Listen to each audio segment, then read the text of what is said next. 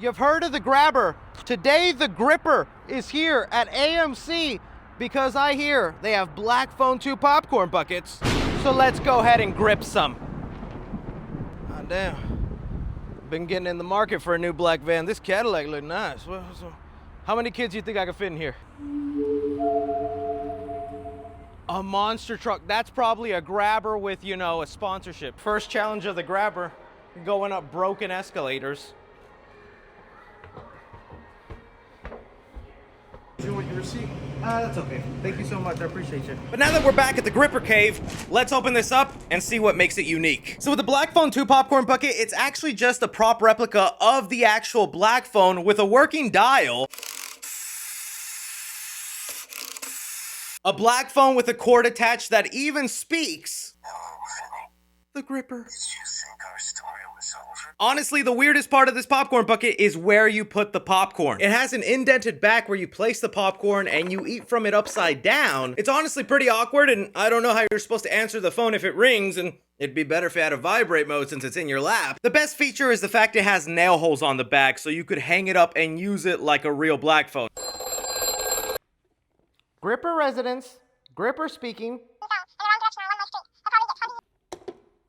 Wrong number. Now that the Gripper is done with show and tell, let's grip on some movie news. Honestly, been kind of a dry week of movie news, but we still got some stuff to discuss. We're going to be looking at the brand new Sam Raimi movie, Send Help. I'll be telling you about what I saw at the Mortal Kombat 2 New York Comic-Con panel where they did announce Mortal Kombat 3. And Jim Carrey looking not to retire anytime soon and starring in a brand new movie. Really, that alone so much more, so you guys know, timestamps in the description. Drip is on fleek. Do we still say fleek? Is 6'7" now dead? That South Park had an episode about it. 6.7! 6'7"! Questions I need answered to stay hip. And also, just as a quick plug, I want to remind you guys, I already did post my Black Phone 2 review when I saw it last month at Fantastic Fest. I've been getting comments asking me when I'm posting my review, and I'm like, it's been up, guys. It's already there. But okay, diving straight into it here, we got our first trailer for a brand new Sam Raimi horror movie entitled Send Help. Obviously, a lot of people know Sam Raimi mainly due to his Spider-Man trilogy, but the dude is still a great horror director with Evil Dead. Drag Me to Hell feels like it's lately become a cult classic where a lot of people really rave up that movie. And so it was really cool to see a brand new horror movie of his starring Dylan O'Brien and Rachel McAdams. It looks like the premise is Rachel McAdams plays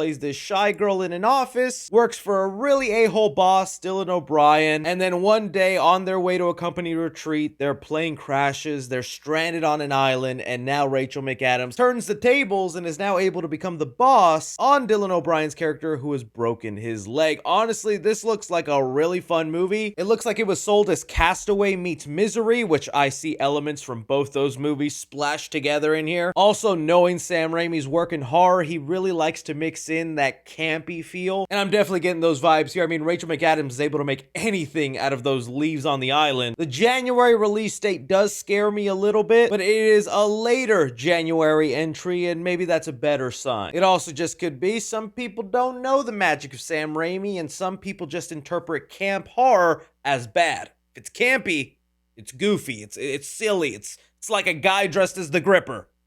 Ooh. But to me, this looks like a lot of fun. I'm just glad to see Sam Raimi doing some horror. Are you guys looking forward to Send Help? And well, speaking of camp that is definitely interpreted bad, we got a trailer for a movie I've been talking about a little bit here since my trip to Fantastic Fest, Primate. The movie is about a group of teenagers that go spend their vacation at their friend's house where this friend has a pet chimpanzee. And well, unfortunately, during the trip, this pet chimpanzee contracts rabies, completely changes its personality, and now decides it wants to kill every teenager in this house. This is gonna be kind of a weird one because this is one of those rare instances where I have seen the entire movie and now I am looking at the trailer and how they're deciding to market it to some people. I've already seen a lot of people just bash on this trailer, say this looks stupid, ridiculous, especially the scene where the chimp is holding up the car keys and is locking the car from a distance. And let me tell you, yes, this movie is stupid, ridiculous, but man, is it entertaining. I had a blast watching this movie and I really ended up liking it. This is for sure a good January horror movie. This comes out the first week of the new year, and usually horror movies that release in that first week not the best movies. But there are those rare cases, kind of like the first Megan movie, where they're self-aware, they're silly fun, and they actually end up being really entertaining films, and I think that's exactly what Primate is. The movie has great practical effects with the chimp itself. There's very minimal CGI. In fact, most of the time it's, I think, a skinny guy in a chimp suit, which looks a little dumb sometimes, but actually works for the movie. It has a really awesome score that gives the movie such a fun vibe, very reminiscent to some early John Carpenter stuff. But the biggest highlight and the saving grace of this movie are the kills. That's what makes this movie such a blast, because this chimp goes crazy on these teenagers, and there are some pretty gruesome things that happen throughout the course of this movie. I'll save a lot more of my thoughts for when I officially do my review on this, but just to tell you, I had fun with this movie. If you thought it looked stupid, I don't blame you, because a lot of the movie is, but it leans into that, and it's fully aware it has a ridiculous premise, and honestly, that makes it work within the movie, because then it just becomes an entertaining watch. Let me know if some of you guys are excited for Primate. Moving on here, over the weekend, I got invited by Warner Brothers to head off to New York Comic-Con to see their panel for Mortal Kombat 2. Now, I'd love to say I got to do a lot more at New York Comic-Con, but with the airport situation and the government shutdown, flights got delayed and your boy barely made it there. So honestly, I wasn't able to do much while I was there, hence why I didn't make more content for you guys. But I did still get to see the Mortal Kombat 2 panel, and at the panel, they announced Mortal Kombat 3. That's kind of the thing they kept talking about during the panel, is how confident they are in this movie. And they even address why they moved the movie from this month to next year to be an early summer release, because it feels like it just positions the movie for greater success. And after we saw the box office of Tron Ares, maybe I don't blame them. Doesn't feel like a lot of people are going to the theaters this October. And well, at the panel, they also gave us a look at the brand new trailer for the movie, along with a 7 to 8 minute clip of the fight between Johnny Cage and Baraka that you get a glimpse of in the trailer. So let me give you my quick thoughts on the new trailer that they made. Oh, when they release this thing online, Mortal Kombat fans are gonna eat it up. It's a trailer made up of the classic Mortal Kombat theme, all in rhythm with the characters and fight choreography. It's honestly such a cool trailer that hyped me up. You guys are gonna love it when it comes out. But it was the 7 to 8 minute clip that really opened my eyes to what this movie could be. Because I know what you guys are thinking. Well, Chris is just gonna glaze this up because he got invited by Warner Brothers. Don't expect any better from that shill. Hey, I'm still honest with you, buddy, okay? Sit down. While I'm still gonna praise the clip for having really great fight choreography, like just the fight between Johnny and Baraka is fun. It seems like it's the first real fight Johnny Cage has in the movie, and at this point, he's still so unsure and doesn't believe this whole mythical world and is like, I can't fight this guy. But then he ends up using fight choreography he learned on his movie sets. And that was all cool, but I will tell you, the tone is still pretty silly. If anything, it was reminding me of the vibe of like the Venom movies. That's the feel I was getting watching this. And you know what? You could take that as a positive or a negative. I still found the clip entertaining. I think the most jarring part about it was the American accent Carl Urban had throughout the clip, because oh, he just sounded so off. Maybe because I'm just used to his voice in The Boys, or hearing him for that whole hour in the panel talking his regular accent. His American one was coming off a little funny. But the crowd of people at the Comic-Con were eating it up, especially when they were pulling out a lot of the traditional moves, like, you know, a little nut punch. Yeah, that happens, and that got a big roar in the crowd. But really, that clip just made me realize I think the movie is still gonna be a little ridiculous and dumb, but so much more entertaining with these fights, all the familiar characters, actually having a tournament go down. But if the studio's confident in a third one, give it to me, dude. Next up here, we got a news story that honestly had me so dang excited. It looks like Jim Carrey is in talks to star in a live-action Jetsons movie, and I said to myself, what year is it? because that's a headline you could have said 10 years ago, and you'd be like, oh yeah, buddy. 20 years ago, oh yeah, buddy. 30 years ago in the 90s, and still go, oh yeah, buddy. That's how generational the idea of Jim Carrey in a live-action Jetsons movie is. But this news was exciting for a couple of reasons. One, I'm a big Jim Carrey fan, okay? Absolutely love the dude. He's probably one of the early actors I saw, whether it was in The Mask, Ace Ventura, Dumb and Dumber as a kid, that made me go, I want to be funny man like him. Huge inspiration, always put a smile on my face, and even just recently in the Sonic movies, it was a blast to watch. Now, the idea of it being a live-action Jetsons movie, I wasn't like the biggest Jetsons fan. In fact, by the time I was born and even as a kid watching cartoons, the Jetsons was already an old cartoon, okay? Don't think Unc was there for the first viewing of the Jetsons. I'm not that old. But thanks to channels like Boomerang, I saw plenty of Jetsons episodes, and I was even blown away by the Jetsons Flintstone crossover. And so although I'd be interested in a Jetsons movie, I'm way more interested with the fact it's a Jim Carrey starring Jetsons movie. Even just seeing the recent Fantastic Four movie and the way they did retrofuturism, which is a lot of what the Jetsons is, I'd love to see a movie like that brought to life. Jim Carrey would obviously be playing George Jetson, the dad, and we'd just be following this family doing some sort of crazy adventure. Like, I think the possibilities for that to be a really entertaining and visually interesting movie are there. Now, I know the one thing people are complaining about is that it'll be directed by Colin Trevorrow.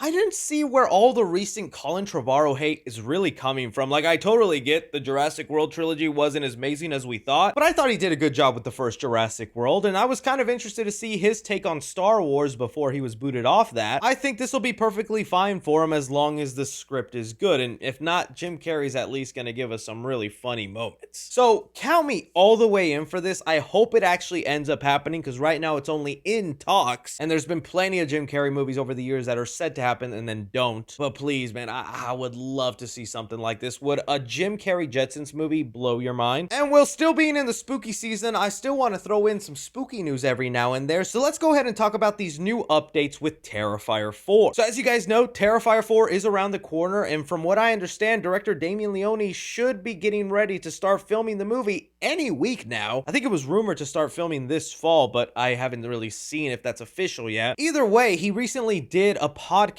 with Chris Jericho, someone who gets killed in one of the Terrifier movies, where at the end of this podcast, he really starts detailing little bits and pieces about what we can expect from Terrifier 4. Some of the most interesting parts to me are him mentioning that every loose end that we've seen in the movies up until this point will be tied up. Everything comes together in part 4. Every loose end you might think was a loose end or something you're just wondering, but what is that character's purpose or this and that? Like, it all comes together. And that the last half hour of Terrifier 4 is going to be crazy, experimental, and take a huge swing. The last half hour of the movie is going to be really intense and experimental and just like really out there. It's going to have some really wild stuff, and I'm taking some bold swings with this. Along with him revealing a lot of Art the Clown's backstory to a point he feels it's almost at a fault. What art is and who art is. Okay, well, I promise you part 4 is all that. Like, you're going to get, maybe to a fault, like, you're going to get a lot of answers in 4. Okay, that's a lot of stuff to throw at you, so let's digest it all. I do think it's kind of sad. It feels like Terrifier 4 is gearing up to be the last Terrifier movie. I say in quotation marks because, hey,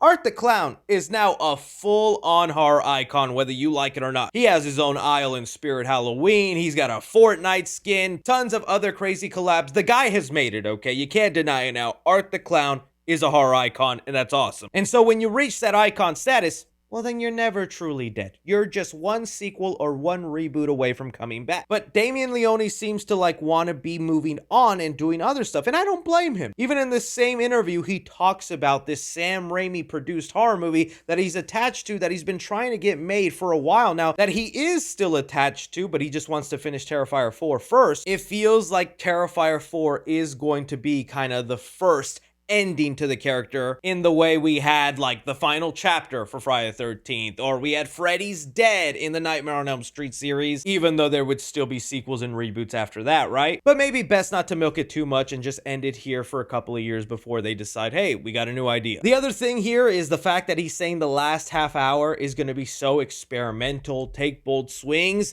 That makes me so curious to what it is, because I would say there are experimental and bold swings in both Terrifier 2 and 3. I mean, in 2, it's all the stuff with the sword and the resurrection. In 3, everything that happened in those last 15-20 minutes. So what bigger, bold, and swings can they take? I'm still imagining somehow Terrifier 4 is going to take us to hell, and we're gonna be following Art the Clown, the demon, in hell, fighting other demons or something like that.